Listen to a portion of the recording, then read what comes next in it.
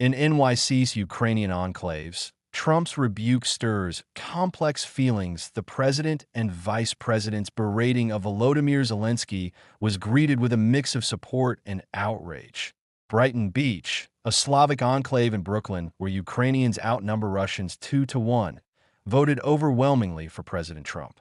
But the day after Mr. Trump dressed down President Volodymyr Zelensky of Ukraine in an explosive meeting at the White House. The latest show of Mr. Trump's declining support for Ukraine, some Ukrainian New Yorkers were left feeling divided. His approach may come across a bit too aggressive. Igor Moshchinsky, 61, said of Mr. Trump at a cafe on Brighton Beach Avenue on Saturday afternoon.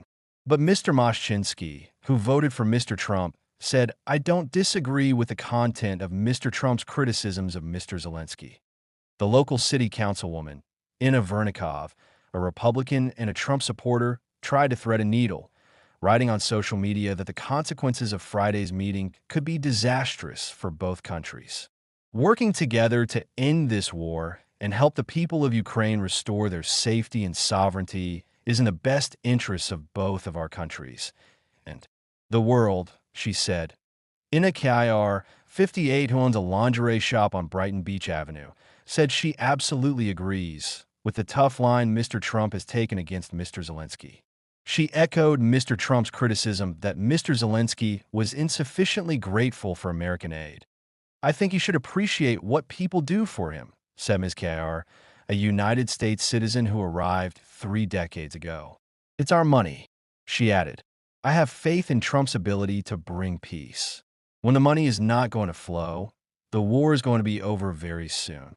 Igor Kozak, 59, who is from Western Ukraine, and his wife Marina Kozak, 57, who is Russian, agreed that Mr. Zelensky had been rude and disrespectful.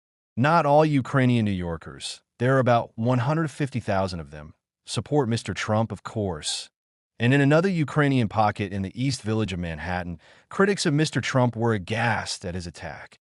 "I've never been so disgusted with the president of this country," said Ivan Makar, 52, the principal of the Self-Reliant Saturday School of Ukrainian Studies on East 6th Street. Mr. Makar, who lives in Westchester County north of the city, said his family had fled Ukraine seeking security. The meeting on Friday left him furious and devastated. He said that it was typical bully behavior, and Zelensky stood up to the bullies, Mr. Makar said. "As a Ukrainian, I'm proud. As an American, I'm disgusted."